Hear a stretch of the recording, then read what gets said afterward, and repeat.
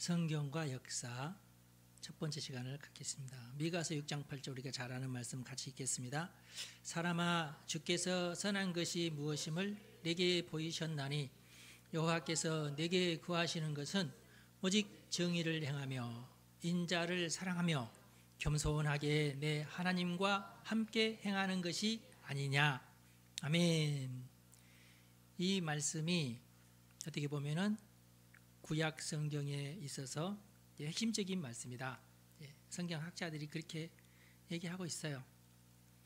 오늘은 이제 구약에 대한 얘기, 다음 주에는 신약에 대한 얘기, 그 다음 주에는 신약 이후에 대한 역사에 관한 얘기들을 우리가 짤막짤막하게 하도록 하겠습니다. 성경은 하나님의 위대한 창조로부터 시작한다. 하나님은 이 우주와 인간을 지으셨다. 인간은 하나님께서 창조하신 이 세계와 밀접한 관계를 가지며 하나님을 섬기도록 창조되었다. 그러나 인간은 하나님의 되려는 유혹에 빠지고 말았다. 창세기 1장, 2장, 3장이죠? 아니지. 창세기 1장, 2장, 3장. 단어가 어떻게 되어 있어요? 위대한 창조. 창조는 위대하죠.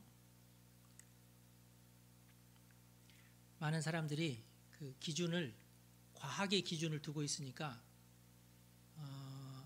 창조론을 이제 좀 무시하는 그런 경향들이 있는데,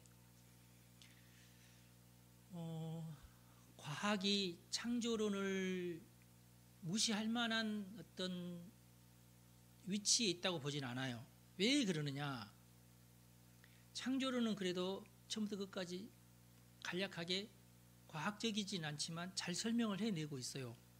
그런데 과학은 제대로 잘 설명을 해내지 못하고 있습니다. 그게 문제예요. 그럴듯하기는 하는데 그것은 이제 밝혀진 내용들이고 속으로 자기들 과학자들끼리 또 끙끙거려요. 이게 옳다 저게 옳다 하고 말들이 많고, 그래서 과학자들도 조금 겸손해야 될 것 같고 진화론 자들도 좀 근거 없는 이야기가 너무 많아요. 이럴 것이다거든요. 창조는 그냥 이렇게 성경에 이랬다, 이럴지 모른다 그런 뜻이 아니잖아요. 성경은 정확하게 이건 이러이러하다, 하나님이 창조하셨다 분명하게 선포를 하잖아요. 과학은 그럴 것이다예요. 증명이 안 됩니다. 아니 그 빅뱅에 대한 증명도 아직 없어요. 그럴 것이다이고, 그러면 그것을 왜 과학이라고 그러냐? 많은 과학자들이 찬성을 한다 이거예요. 근데 여러분들 생각해봐. 이론이 한 10개가 있어. 이 과학자들이 제일 많이 표를 준 것이 진리예요? 이상하잖아. 다수결이 진리인가요? 그거야말로 이상하죠. 과학이 어떻게 다수결일 수 있어요? 과학은 자기 스스로 과학적인 논리를 포기하는 거나 똑같아요. 그래서 근데 이제 과학자들은 명확하게 이것이 진리라고 얘기를 못해요. 사실은 그게 그러면 과학자가 아니거든요. 왜 그게 안 되냐면, 일단 우리가 아무리 뭐 제임스 웹이라는 망원경을 우주에 쏴가지고 그 자료를 입수한다고 해도 결국은 한계가 있어요. 사진을 찍어가지고 이것이 뭐다고 이렇게 한다는 것 자체가 웃기고, 결국은 또 이제 적외선 촬영이니 뭐 그런 여러 가지 기법들을 동원을 하잖아요. 그렇게 동원을 한다고 해서 과학자들의 그 논리대로 하면은 뭐 수십억 년 전 빛이라고 그러잖아요. 그럼 지금은 어떻게 됐을까요?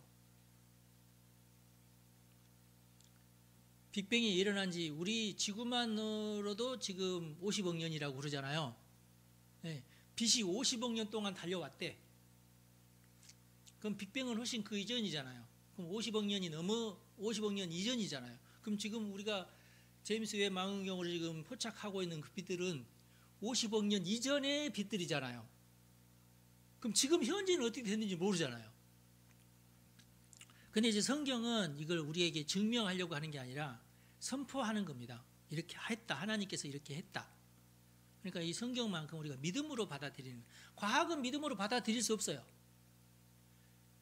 지금도 믿음으로 받아들이지가 않고, 그러면은 걔네들 종교를 만들어야 되고, 과학 종교는 있을 수 없잖아요. 과학 자체가 믿음은 아니야. 믿음으로 뭔가를 증명할 수는 없어요. 과학은 무조건 실험과 어떤 객관적인 증명하는 방법도 자기들이 알아서 이렇게 마련해야 되고, 그걸 증명을 해내야 또 진짜 과학이 되니까.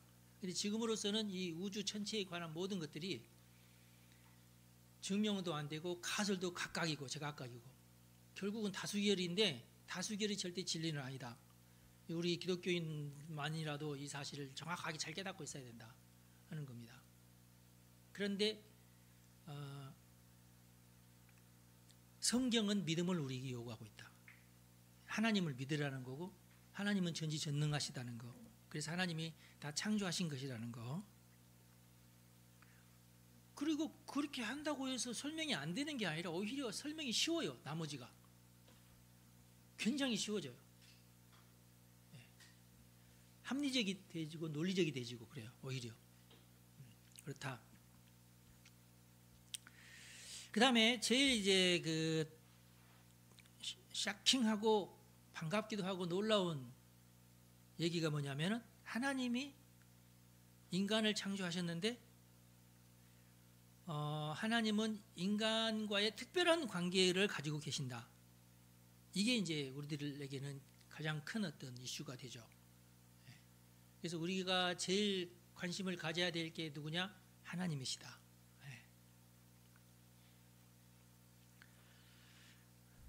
그런데 이제 우리 하나님은 모두에게는 아니지만 특별한 사람을 통해서 하나님께서 계시를 하십니다. 그 자들을 우리는 선지자라, 물론 그 선지자 중에도 거짓 선지자도 물론 있지만은, 대부분의 성경에 등장하는 선지자들은 거짓 선지자의 말은 들어있지 않고 참 선지자들만 이제 골라서 성경을 만들었는데, 그 선지자들끼리의 어떤 사상이나 어떤 그 논리나 이런 것들이 일치해요. 이루기가 쉽지 않아요. 인도에도 어마어마한 종교들이 있고 자칭 선지자라는 사람들도 많잖아요. 인도도 그래요. 인도에는 그래요. 근데 통일이 안 돼요. 네. 많습니다. 오히려 더 많아요. 숫자적으로는. 인구도 막 10몇 그러잖아요. 그러니까 이스라엘, 조그마한 동네에 이스라엘 사람들이 거기서 몇 명 이제 선지자를 만드는 것과 인도에서 수십억 사람들 중에서 선지자가 나오는 것과는 비교도 안 되죠. 그런데 인도의 선지자들은 통일이 안 돼 있다. 그런데 조그마한 가나안 땅에서 일어났던 선지자들은 통일되어 있다. 이 점이 달라요. 특별한 거죠. 그런데 하여튼 안타깝게도 인간은 하나님이 되려고 하는 유혹에 빠지고 말았다. 창세기 3장이죠. 죄의 결과로서 인간은 하나님으로부터 멀어졌고 삶은 방황하였다. 아담과 하와, 가인과 아벨, 노아의 홍수, 그리고 바벨탑 사건은 인간의 궁경을 말해주고 있다. 노아의 홍수로 이제 첫 번째 세대가 끝나요. 그 어간이 약 1000년간입니다. 약 1000년. 그러니까 아담이 죽고 나서 얼마 후에 노아의 홍수가 있었어요. 그 족보를 보면은 아담은 굉장히 제일 처음 사람이고 족보가 쭉 이어졌는데 그 다음에 이제 홍수가 있는데, 근데 이렇게 쭉 이어져 있는 그 기간이 1000년 정도예요. 아담이 900 몇 살이 죽잖아요. 거의 1000년 가까이 살다가 죽어요, 아담이. 예. 한 세대가 그러니까 1000년이에요. 성경에서는 한 세대가 1000년이에요. 아니 1000년이에요. 청년이 아니라. 그러니까 이제 그 족보에 나와 있는 모든 사람들은 아담은 죽고 그러면 그 다음에 아벨이고, 그게 아니에요. 아담이 그 자기 뒤로도 몇 수십 대를 이렇게 지켜보는 거죠. 살아 있으면서. 그렇게 생각하시면 돼요. 이게 아담이 제일 할아버지인 거죠. 그러니까 제일 왕초입니다. 그러고 나서 노아에 이르러서는 이제 홍수가 나면서 모든 사람들을 일순간에 다 죽이고 노아의 자식들만 남게 되죠. 그런데도 불구하고 사람들은 여전히 죄를 지어서 바벨탑까지 쌓게 되고 결국에는 언어가 혼잡스럽게 되고 그렇게 되죠. 그래서 하나님께서는 하는 수 없이 아브라함을 선택을 하십니다. 하나님은 아브라함과 그를 이은 족장들을 택해서 계약을 맺으시고 그들을 통해서 일하셨다. 족장 야곱의 생전에 히브리 사람들은 흉년을 피해서 애굽은 이집트죠. 이집트에 내려갔고 얼마 후 그들은 그곳에서 바로 왕의 노예가 되었다. 여기까지가 창세기죠. 아브라함부터 믿음의 조상입니다. 아브라함부터가 믿음의 조상이에요. 아브라함 말고도 다른 그 노아의 후손들이 쭉 있었고 아브라함을 통해서 이제 이스라엘이라고 하는 선택받은 민족이 등장을 하게 되는 거죠. 그래서 하나님은 이제 하나님 나름대로의 법칙을 세운 거예요. 믿음의 법칙을 세우기 시작한 거죠. 믿는 자들만 구원하겠다고 하는 법칙. 그래서 우리 하나님이 세우신 법칙인데 하나님 그렇게 하지 말고요. 힘센 사람을 위한 법칙을 한번 다시 세우시면 안 돼요? 아니면은 꽤 많은 사람들을 위한 법칙을 따로 만드시면 안 돼요? 그러면 꾀가 많을수록 구원을 받고 아니면 뭐 이종 격투기를 잘하는 놈부터 구원 먼저 해주고 이렇게 되면 하나님은 믿는 자는 무조건 구원하겠다. 나를 믿는 자들은 무조건 구원하겠다. 그렇게 법칙을 세우신 겁니다. 근데 그게 합리적이지 않나요? 제가 볼 때는 다른 것보다도 합리적이다는 생각을 해요. 그래서 누구든지 믿는 자는 하나님의 자녀가 됩니다. 하나님을 믿는 자는 하나님의 자녀가 된다. 우리나라 사람들이 조금 그 이해가 조금 딸리는 것이 뭐냐면 우리는 무조건 핏줄이잖아. 그죠? 핏줄이 중요하지 않다는 얘기는 아닌데 구원과는 또 별개죠.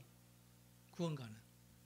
그래서 우리 하나님께서 우리 인간들을 너무 잘 아시고 우리 인간들이 왜 죄를 짓는 것도 너무 잘 아시기 때문에 구원하는 방법은 나를 믿는 자예요. 하나님을 믿는 자. 근데 이제 믿기만 하면 다가 절대로 아니고 하나님을 믿는 증거로서 하나님은 공정하신 분이시고 사랑이 많으신 분이시고 그러니까 하나님을 믿으면 내가 하나님을 닮아가야 그게 네가 진짜 나를 믿는 거라고 또 인정을 하시니까 결국은 이제 그걸 통해서 우리를 구원하신다는 것이 옳은 거예요. 예를 들면은 믿음이 우선순위가 아니고 믿음이 한 4번째나 5번째 순위고 첫 번째가 정직하느냐. 근데 첫 번째를 믿음으로 딱 정해 놓으니까 그래서 제일 중요한 것이 딱 자리를 잡으니까 나머지들이 정리가 되는 거예요. 그리고 우리 하나님의 지혜입니다. 이게 믿음이 최고예요.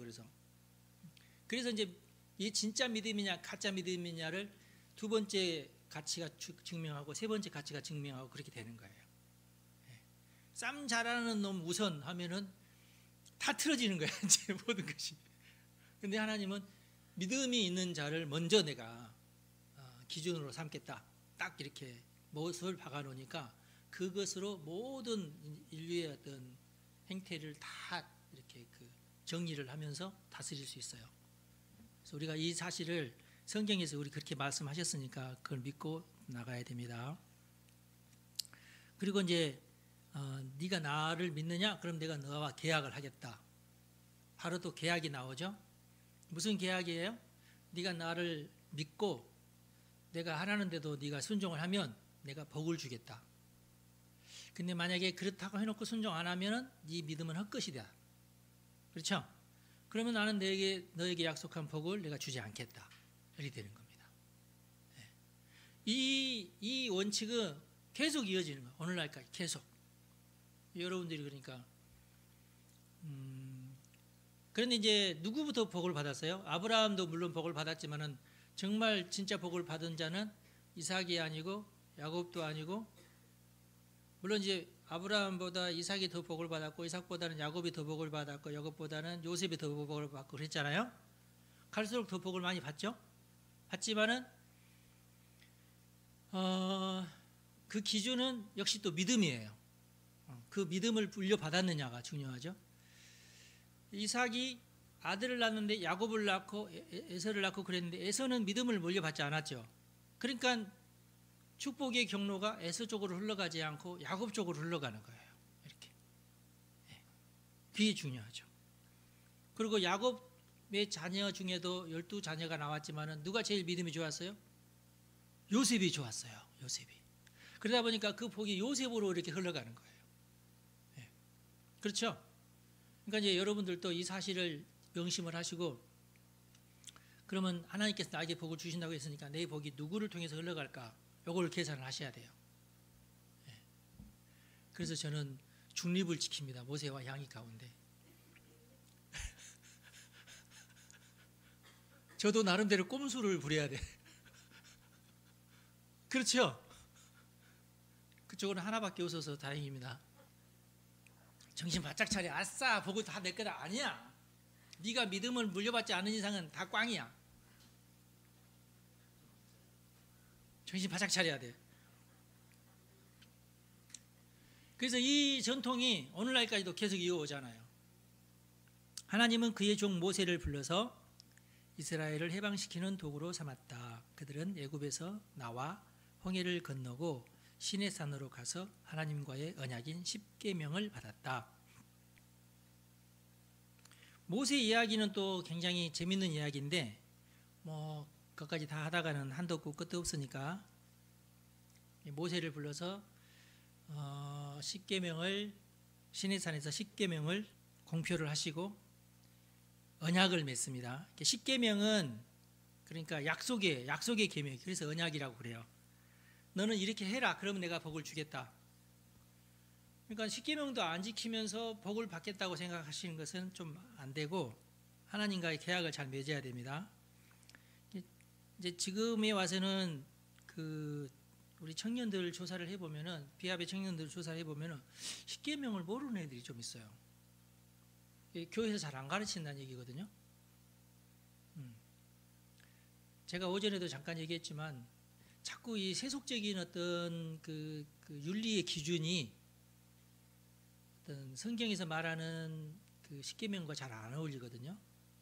그래서 십계명을 가르치는 것을 소홀히 하는가 본데 십계명만큼은 하나님이 제정하신 계명입니다. 약속의 계명입니다.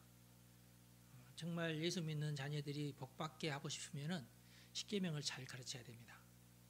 플라스틱 안 쓰고 종이 빨대 쓴다고 해서 복받는 거 아니에요. 하나님이 그런 약속을 한 적이 없어요. 환경을 보존한다, 이것은 정부에서 해야 될 차원이에요. 정부에서. 개개인이 그것을 지킬 차원이 아니에요. 지킬 수도 없고 불가능해요. 빨대만 안 쓰면 되는 거 아니잖아. 사방에 널려 있는 게 전부 플라스틱인데 빨대만 안 쓴다고 윤리적인 거 아니야. 그래서 이것은 정치인들이 할 문제지 각 개인에게 그것을 책임질 문제는 아닌데 성경은 각 개인이 그것을 책임져야 될 문제들이에요. 정부가 그것을 살인하지 말라. 정부 몰래만 하면 돼. 정부에서는 경찰의 감시망이나 판사의 어떤 판단력을 흐리는 수백만 원짜리 그 변호사를 사면은 깜빵이 안 가. 그렇잖아요. 그런데 하나님은 다 보고 있어요. 다 보고 있으면서 그 사람의 생사화복을 하나님께서 정하시고 벌과 복을 하나님이 정하십니다. 할렐루야. 그걸 믿어야 돼요. 그걸. 그러니까 정부 필요 없다. 그런 얘기 하려고 하는 것이 아니고 정부도 하나님의 오른손입니다. 하나님이 하시는 일을 정부가 도와야 돼요. 그런 의미로서의 정부를 우리 기독교인들은 인정을 하는 거예요. 하나님이 치유자이시죠? 근데 의사도 치유자잖아요. 그럼 하나님을 믿겠어요? 의사를 믿겠어요? 기독교인들은. 잘못된 그 목사들이 의사한테 가지 말고 기도하라니까, 이건 잘못된 목사예요. 그렇게 해서는 안 되고 의사들도 많이 연구하면서 어떻게 건강해야 될 것을 잘 공부하고 그걸 또 실천하고 있는 사람들이니까 그 사람들의 말을 들어야 돼요. 그리고 하나님께 기도해야 되고 의사의 손길을 통해서 나를 고쳐달라고 기도해야 되고, 알겠죠? 네. 가장 핵심적으로 중요하신 분은 하나님이시고, 하나님이 그렇게 하라고 해서 의사가 의사 된 거예요. 하나님이 그렇게 하라고 해서 대통령이 정부를 만드는 거고, 그러니까 그 뭐 정부든지 교육이든지 어떤 의료든지 모든 인간의 제도는 하나님의 뜻에 순종하기 위해서 만들어진 것이다. 우리가 그렇게 기독교인들은 믿고 있어야 됩니다. 예. 그리고 각 개개인은 십계명을 잘 지켜야 돼요. 십계명의 의미가 뭐냐면 하나님은 스스로 그 백성에게 매였다는 거예요. 하나님께서 약속을 했는데 내 마음에는 안 되는데 저놈이 약속의 말씀을 잘 지키네. 에이, 모르겠다. 못 본 척 해야지. 벌 안 주고 싶으니까 안 줘야 되겠다. 그러시는 하나님 아니다. 그 말 뭐냐? 하나님도 그 백성에게 매여 있다 그 말이에요. 약속 때문에. 그렇죠? 계약 파기하면, 하나님 편에서 계약 파기하면 하나님 자존심 상하시겠죠. 그러니까 하나님은 절대 계약을 파기하시지 않는다. 우리도 마찬가지예요. 선민, 선택받은 이스라엘은 하나님만 섬기기로 서약을 했죠. 그러나 그들은 얼마 가지 않아 하나님과의 약속을 저버리고 믿음을 잃어버렸습니다. 그로 인해서 그들은 40년 동안 광야에서 헤매게 되었습니다. 사건이 있었죠. 하나님을 배반하는 사건. 근데 그 사건이 언제 생겼냐면 모세가 십계명을 받으러 하늘로 아니라 시내산으로 올라가는 순간 송아지를 만들어 놓고 하나님이라 하고 그 송아지를 섬겼어요. 이 송아지는 이제 애굽의 하나님이죠. 그러니까 명백하게 이제 하나님만 섬겨야 되는데 송아지를 섬겼으니까 이제 십계명 돌판을 가지고 내려온 모세가 보니까 너무 기가 막히게 십계명 이 돌판 이걸 공포하면은 이거 그래서 그거 깨버린 겁니다.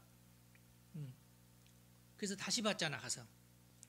대신 하나님은 40년 동안 광야에서 헤매도록 그렇게 벌을 주셨어요. 그래서 첫 번째 세대가 광야에서 다 죽도록, 그 다음 세대가 가나안 땅으로 들어가도록. 그 다음 세대가 누구예요? 여호수아입니다. 모세의 뒤를 이은 여호수아가 그 다음 세대를 이끌고 약속의 땅 가나안으로 진군했다. 그의 용도력 하에 세겜에서 하나님과의 계약을 갱신하였다. 세겜이 중요하죠. 그래서 세겜이 이제 그 에발산과 그리심산 사이에 있죠. 거기서 이제 하나님과 다시금 계약을 하는 겁니다. 그리고 여호수아가 죽은 뒤에는 하나님께서 사사를 일으켜서 그 백성을 주위의 침략자들의 손에서 구원하게 되죠. 사사들이 그러니까 각 지역마다 사사들이 있을 수도 있고 전체 이스라엘을 다스리는 사사가 있을 수도 있고 그러는 거예요. 그래서 유명한 사사들이 많았을 텐데 유명한 사사들만 성경에 이렇게 기록이 됐다고 생각하시면 될 것 같아요. 사사기서에 보면은 사사들이 잘 다스리는데 사사들이 죽으면은 어떻게 돼요? 백성들이 또 타락을 하고 죄를 범하고 그러면 하나님께서 약속대로 벌을 내리고 벌 때문에 또 하나님께 부르짖고 그럼 하나님께서 불쌍히 여기서 또 사사를 또 보내주고 그럼 사사들이 다스릴 동안에는 죄를 안 지으니까 평안히 잘 살다가 사사가 죽으면은 그 아들이 또 사사가 되는 것은 또 아니니까 그 백성들이 또 지 멋대로 살아. 그럼 하나님께서 이놈들 하면서 또 벌을 내려. 그러면 아이고 하나님 우리가 잘못했습니다. 또 용서를 구합니다. 막 그러면은 그 고생하는 것을 불쌍히 여기셔서 또 사사를 또 보내줘. 그러면 사사가 또 적군을 물리치고 나라를 또 평화롭게 해요. 그럼 그 사사가 또 살아있는 동안만큼 또 평안이 유지가 돼. 이런 식이에요. 그렇게 해서 이제 사사기가 흘러가는데 사무엘이 마지막 사사죠. 사무엘은 사사 시대로부터 왕궁이 건립되기까지의 전환기에 활약한 대지도자입니다. 사무엘을 하면은 또 이제 한나 얘기가 나오죠. 한나가 분인나 때문에 못 살겠다. 나도 아들이 있어야 되겠다 해가지고 사무엘을 얻죠. 그래서 사무엘을 하나님께 드리는데 사무엘이 엘리제사장 밑에서 신학 수업을 잘 받고 사사가 되죠. 사사이면서 제사장이고 사사이고 선지자이고 그래요. 그래서 세 가지 직무를 다 감당하죠. 훌륭하신 분이에요. 사무엘은 대지도자입니다. 사울에게 기름을 부어서 이스라엘의 초대 왕을 삼았지만 사울은 하나님을 무시하고 백성을 더 두려워하게 되죠. 맨 처음에는 안 그랬어요, 사울이. 그런데 초대 왕이기 때문에 잘해야 되는데 그만 하나님보다도 백성들을 더 두려워하는 그런 초대 왕이 돼버려요. 그래서 하나님께서 진노하시죠. 근데 그 뒤로는 하나님께서 그렇게까지 크게 진노하지 않은 이유는 그런다고 해서 이 왕조를 또 걷어내고 또 다른 왕제를 세워도 또 그놈들이 또 그놈이거든요. 근데 맨 처음에 세울 때 제대로 된 사람을 세우기를 원하는데 사울은 아닌 것 같다 해서 다윗을 세운 겁니다. 다윗은 그래도 어느 정도 그 솔로몬까지는 잘했잖아요. 솔로몬 초기까지는 잘했잖아요. 그것까지가 우리 사람들의 한계인 것 같아요. 그러니까 사사시대가 차라리 맞아요. 예. 똑똑한 사사를 딱 세워가지고 하나님에게 순종한 사사를 세워서 몇십 년 동안 딱 다스리게 하고 사사가 죽으면은 또 얼마 정도 좀 혼돈스럽다가 또 아이고 하나님 도와주세요. 그럼 또 사사를 또 보내서 또 이렇게 세우고 그게 나을까요? 아니면은 다윗 위대한 왕을 딱 세웠는데 솔로몬까지도 잘 됐어. 근데 솔로몬이 늙음하게 해서 타락을 해. 어떻게 돼 또? 그러면 결국 그 아들 왕이니까 그 아들에게서 또 나오지만은 그 아들이 선왕이 될지 악한 왕이 될지 모르잖아 또. 하나님 입장에서 볼 때는 사사가 차라리 낫다는 생각을 할지도 몰라요. 결국 그렇게 질이 멸려돼 가지고 왕가가 끝나지 않습니까? 사울은 다윗이 위대하게 되는 길을 예비했지만 다윗의 명성을 시기하였다. 이게 제일 큰 약점이죠. 사울 왕도 그때 이제 포기해야 될 것이 뭐였냐면 요나단이라고 하는 아들이 있었는데 다윗보다 못해. 전쟁 실력이나 인지도나 여러 가지 성품이나 믿음이나 이런 것들이 요나단도 다른 다윗의 후손 왕들보다는 나았지만 다윗보다는 못하는 거야. 이제 사울이 그것도 알고 있으면서 그래도 저놈 다윗이 아무래도 내 아들 요나단을 처단하고 저놈이 왕 될 것 같다는 것 때문에 불안해가지고 다윗을 그렇게 미워하죠. 근데 차라리 요나단은 다윗을 그렇게 좋아하고 그랬는데 그걸 인정하지 않죠, 사울이. 그러다가 이제 사단이 나고 결국에는 사울도 죽고 요나단도 죽고 그렇게 해서 다윗이 왕이 되죠. 사울이 죽자 다윗은 이스라엘의 왕이 되어 왕국을 강력하게 만들었다. 하나님은 다윗과의 계약을 맺음으로 메시아 대망의 기초를 낳았다. 하나님이 다윗과 계약을 맺습니다. 무슨 계약이냐면은 메시아의 계약이에요. 메시아, 너희 가문에서 너희 후손 가운데 내가 메시아를 보내겠다. 그래서 다윗의 자손이여라는 고백이 메시아여 그런 고백이 되는 거예요. 그러니까 하나님과 다윗과의 맺은 언약 때문에 그래요. 다윗의 뒤를 이은 솔로몬은 예루살렘 성전과 궁전을 건축한 지혜로운 왕이었으나 그 시대의 이방 문화를 모방하였죠. 왜냐하면은 다윗은 전쟁 영웅이었지만 솔로몬은 정략결혼 영웅이었어요. 영웅이라는 표현은 좀 그렇고 그 나라와 그 전쟁을 하지 않는 조건으로 그 나라의 공주를 데려오는 거예요. 네. 어떻게 보면 공주가 이제 볼모가 되는 거죠. 근데 당시에는 지금은 안 그렇지만 약간 좀 변형이 됐지만 과거에는 강한 나라가 우리나라를 쳐들어오지 않게끔 하기 위해서 나의 볼모를 그 나라에 보내고 나의 그러니까 아들이나 딸을 그 나라에 보내고 조공을 바쳐요. 조공을 바치는 이유는 뭐냐면은 우리가 군사를 모집할 만한 양의 조공을 보내므로 우리에게는 당신 나라를 침략할 의도가 없습니다. 라는 표현이 되는 거예요. 실제적으로 조공을 주면 이쪽에서도 그래 하면서 답례품이 와요. 그런 관계를 유지해야지만이 아무튼 그렇게 해서 국력을 크게 하지 않는 그런 나라가 되는 거죠. 특히 솔로몬의 이방인 아내들이 섬기는 우상 때문에 하나님의 심판이 이스라엘에게 선포되었다. 그래서 솔로몬 사후에 남북으로 갈라진 겁니다. 하나님의 뜻이죠. 솔로몬의 왕국은 남북으로 나뉘어졌는데 여로보암이 북쪽 열지파를 이끌고 솔로몬의 아들 르호보암의 자리에서 치리에서 벗어났다.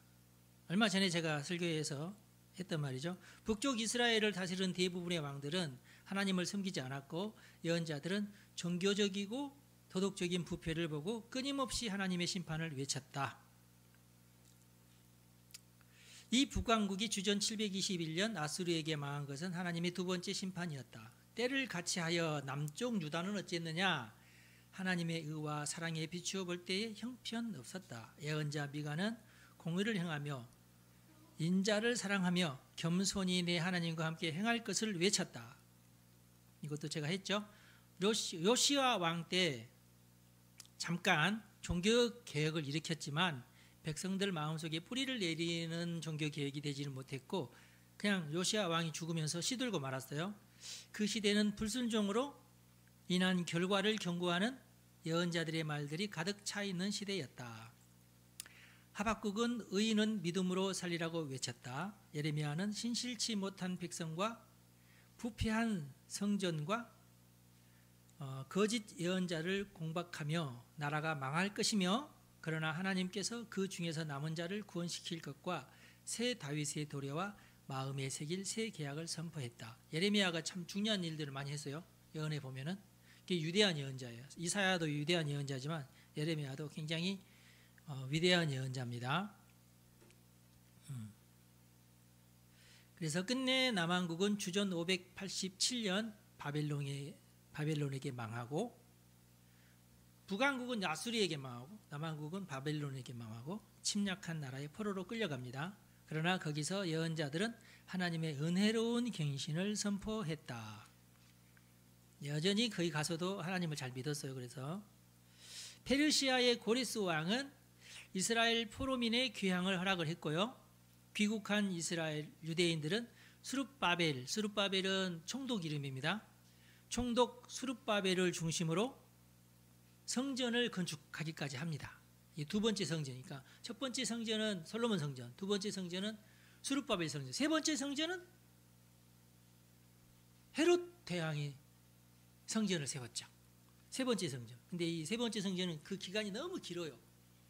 그리고 다 지어놨는데 얼마 후에 또 로마에 의해서 완전히 돌 하나도 돌 위에 남지 않을 정도로 완파가 돼버리고 성전은 다 완파가 되고 성전을 둘러싼 성벽 가운데 한쪽 성벽만 남아있는 상황이에요. 통곡의 벽. 지금도 남아있어요. 이 성벽만큼은. 주전 2세기경, 이건 이제 성경에 없는 말이에요. 유대교는 수리아 왕 안티오커스 에피파네스에게 핍박을 받았다. 여기 수리아 왕이라고 하는 것은 가나안 위에 있는 나라예요. 그 나라가 그 이스라엘 사람들을 핍박을 했어요. 왜냐하면 우리는 하나님만 믿겠습니다 하면서 굉장히 율법적으로 이렇게 단단한 그런 형이어서 이 안티오커스라는 그 왕이 괴롭힙니다. 이스라엘 사람들을. 그래서 이 박해에 대해서 군사적인 반항으로 마카비 일가는 제사장 가문이에요. 마카비 일가가 제사장 가문인데 이 제사장 가문 중에 반란을 합니다. 당시에 예수님 오시기 전이에요. 그렇게 해서 약 한 100년 정도 독립국을 이루어요. 근데 당시에 대세가 로마가 온 세계를 장악하는 그런 상황이었기 때문에 그 가나안 일대와 애굽까지 전체가 다 로마의 수중에 들어가고 총독이 부임하게 됩니다.